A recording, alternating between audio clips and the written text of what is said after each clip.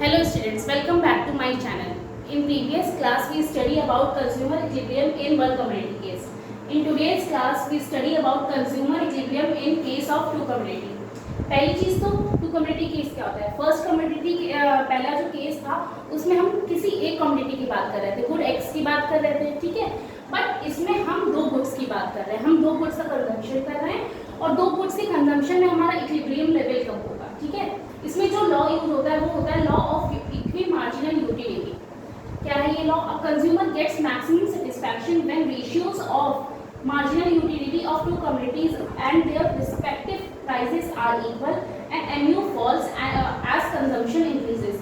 जब दो कमोडिटी की मार्जिनल यूटिलिटी का रेशियो इक्वल होगा और उनके प्राइस इक्वल होंगे और उनका MU फॉल होगा तो वो हमारा कंज्यूमर इक्विलिब्रियम होगा, law of marginal equi marginal utility. Example से मैं समझाती हूँ. दो गुड्स हैं, गुड एक्स है, गुड वाई है. हमने वन कमोडिटी केस में क्या पढ़ा था कि MUX अपॉन PX MUM के इक्वल होता है, ठीक है. तो अगर गुड एक्स में MUX PX के इक्वल है, डिवाइड करने पे MUM के इक्वल है, तो गुड वाई के केस में भी MUY अपॉन PY MUM के इक्वल होगा. अगर ये चीज़ इसके इक्वल है और ये चीज़ इक्वल है तो मैथ्स में हमने पढ़ा है कि ये फिर इसके इक्वल हो जाएगा, ठीक. हमारा MUX PX MUY upon PY के इक्वल हो जाएगा. इससे हमें ये मिल गया कि हमारा MUX अपॉन PX इक्वल है MUY अपॉन PY के, ठीक है. तो वही चीज़ हमारा ये क्वेश्चन कह रहा है कि ratio of marginal utility of two commodities and their respective prices are equal and MU falls after consumption increases. जब हम कंज्यूम करते हैं दो कमोडिटी तो हमारा MU फॉल होना स्टार्ट हो जाता है, ठीक है. फिर क्या है, ratio of MU to price is same in case of both the goods. अब हम ये मान के चलते हैं कि जो प्राइस होगा, रेशियो, इन दोनों के प्राइस का जो रेशियो होगा वो सेम होगा दोनों गुड्स के केसेस में. अजम्पशन हमारे वही रहेंगे जो हमारे वन कमोडिटी केस में थे, रैशनल कंज्यूमर, कंटिन्यूअस कंजम्पशन, ठीक है. सारे law of diminishing marginal utility के ही अजम्पशन रहेंगे, रैशनल कंज्यूमर, ठीक है, वो सारी चीजें. कौन कौन से फैक्टर्स इसमें? Price of good X, price of good Y, marginal utility of good X, marginal utility of good Y, MUM M. इसमें क्या एक्स्ट्रा है? M क्या है? Money income of the consumer, ठीक है. कंज्यूमर की मनी इनकम क्या है. अब इसमें कंडीशंस क्या है? हमारा जो गुड एक्स का जो मार्जिनल यूटिलिटी है और गुड वाई का मार्जिनल यूटिलिटी दोनों डिक्रीज होने चाहिए. MUX हमारा मतलब गुड एक्स का मार्जिनल यूटिलिटी गुड वाई के मार्जिनल यूटिलिटी से इक्वल होना चाहिए और MUM से इक्वल होना चाहिए. MUX upon PX is equal to MUI upon PY is equal to MUM, ठीक है. चौथा केस है हमारा प्राइस. गुड एक्स का प्राइस को अगर हम क्वांटिटी एक्स की क्वांटिटी से मल्टीप्लाई करेंगे और गुड प्राइस गुड वाई के प्राइस को क्वांटिटी गुड वाई की क्वांटिटी से मल्टीप्लाई करेंगे और उन दोनों को ऐड करेंगे तो M के इक्वल आना चाहिए. इसको एक शेड्यूल से मैं एक्सप्लेन करती हूँ. हमें एक क्वेश्चन दिया है कि हमारी ये यूनिट्स है 1 2 3 4 5. अब मार्जिनल यूटिलिटी एक्स कमोडिटी की क्या है 10 8 6 4 2 और वाई की क्या है 12 10 8 6 4. तो पहले हमें जो जो चीज़ें चाहिए हम वो निकाल लेते हैं, ठीक है. हमारा यूनिट 1 2 3 4 5 है, ठीक है. उसके बाद MUX हमारा क्या है 10 8 6 4 2. तो हमने 10 8 6 4 2 लिख लिया. प्राइस हम गुड्स का मान लेते हैं 1, ठीक है. हम Y और X दोनों गुड्स का प्राइस सेम मान रहे हैं क्योंकि हमने ये असम्पशन किया है. तो प्राइस हमने मान लिया X, ठीक है. MUY क्या है 12 10 8 6 4. तो हमारा ये हो गया. प्राइस हमने Y का क्या माना 1, ये हमारा 1 हो गया. हमने जो मनी मानी है इनकम की वो 9 मान ली है कि ये 9 है, ठीक है. अब हम MUX को PX से डिवाइड करेंगे. ये MUX को जब हम PX से डिवाइड करेंगे 10 अपॉन 1, ठीक है.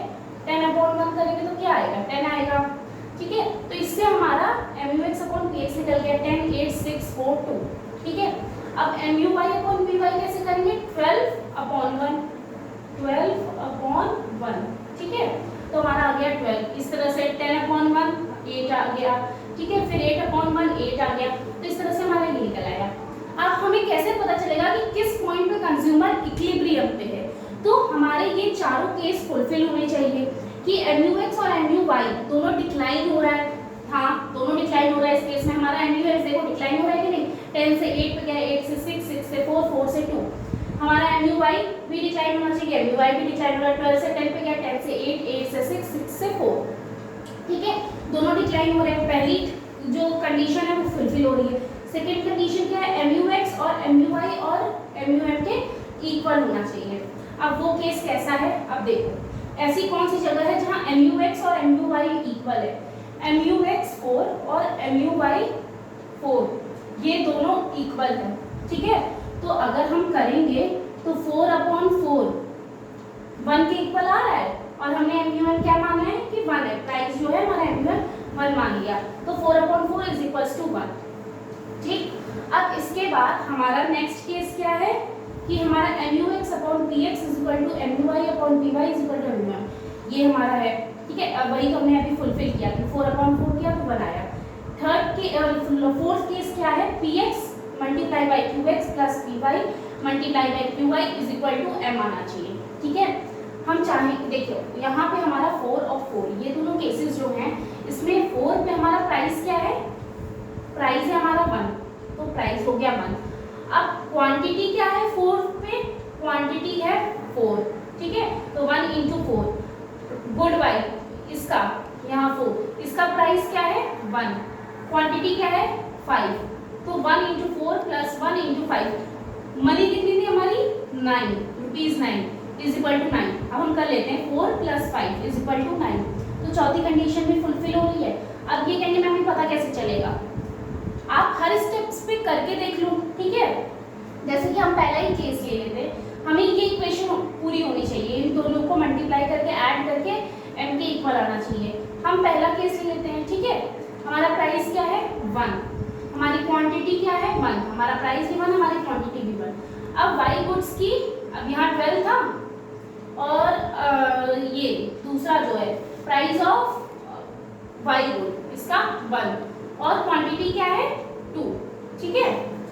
तो इस केस में 1 × 1 प्लस 1 × 2 इज इक्वल्स टू 9। अब 1 × 1 1 हुआ, 2 × 2 2 × 1 2 हुआ, तो ये इसका टोटल क्या आएगा 3 आएगा और 3 is not is equals to 9। तो आप स्टेप बाय स्टेप्स कर लो, जिस स्टेप पे आपका ये इक्वेशन फुलफिल होगा 9 के इक्वल आ जाएगा वो आपका इक्वल होगा।